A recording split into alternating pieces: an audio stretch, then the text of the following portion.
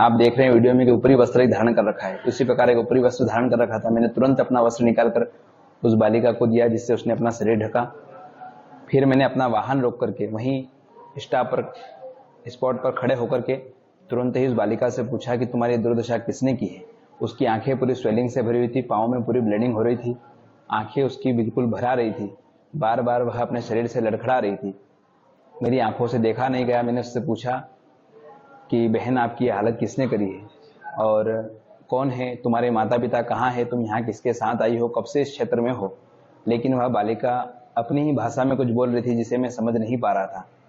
बार बार वह कुछ बोलने का प्रयास कर रही थी, लेकिन मैं समझ नहीं पा रहा था। 2-3 बार मैंने पेन कापी भी उसके हाथ में दिया कि यदि मैं समझ नहीं पा रहा हूँ या तुम बोल नहीं पा रही हो तो इसमें लिख करके कुछ बताओ।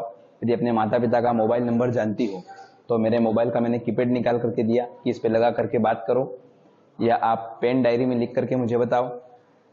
लेकिन वह बालिका उस विषय में मेरी कोई मदद नहीं कर पाई। मैंने उससे पूछा कि बेटा भूख लग रही है, उसने कहा हाँ मुझे भूख लग रही है। ऐसे हाँ का उसने संबोधन किया। मैंने तुरंत अपने आश्रम में जो स्वल्पहार में दलिया नमकीन बना था वो बुला करके उस बालिका को दिया खाने के लिए। चाय पिलाई, जल पिलाया, कुछ नकदी पैसे भी उसको मैंने सहयोग रूप में दिए। लेकिन मेरा विश्वास माना नहीं कि मैं इसको सुनी छोड़ दूं, इसलिए मैंने तुरंत हेल्पलाइन नंबर 100 पर कॉल किया। 2 बार मेरा वहाँ कॉल कट हुआ। तीसरी बार हमने महाकाल प्रशासन महोदय में कॉल किया। वहाँ से मैं महाकाल थाने का नंबर मिला, महाकाल थाने में कंप्लेन दर्ज करवाई। वहाँ से उन्हें पुनः मुझे 100 कॉल पर संपर्क बनाने के लिए कहा। 100 कॉल पर किया। वहाँ से पुलिस की गाड़ी करीब 20 मिनट की में मेरे पास पहुंची। उस बालिका को मैंने पुलिस प्रशासन के हवाले सुपुर्द किया ताकि आज वह बालिका सुरक्षित है। जी,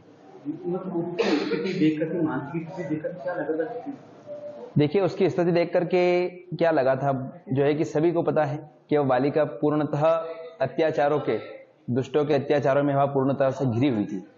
लगता है कि भगवान की कृपा से उसका शरीर बचा है, कहीं ना कहीं उसका कोई पुण्य आड़े आया, क्योंकि दुष्टों ने तो लगता है कि उसको मारने की भी साजिश रची होगी। जिस प्रकार से उसका चेहरा देखा जा रहा था कि बालिका कहीं से बहुत दूर से भग करके हमारे पास पहुंची है, तो उस विषय को हम लोग बता नहीं सकते अपनी आंखों, अपने मुंह से कि उस बालिका के साथ में उन लोगों ने क्या अत्याचार किया था।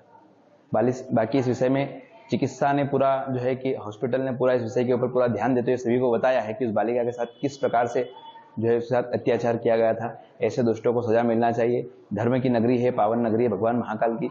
यहाँ और पूरे देश में इस धराधाम पर यह भगवान कृष्ण की नगरी है। यहाँ किसी प्रकार का भी जो है कि ऐसा गलत कार्य करने वालों के लिए हमेशा मृत्युदंड ही तय होना चाहिए, क्योंकि आज पुलिस प्रशासन का भय लगता है लोगों में नहीं है। उसी के कारण तो आए दिन हम ऐसे केसेस देख रहे हैं। कुछ 4 महीने पहले भी हम लोगों ने सुना था और देखा भी था कि 4 साल की बच्ची के साथ भी ऐसा ही जो है कि द्युत कार्य देखने में हम लोगों के आया था।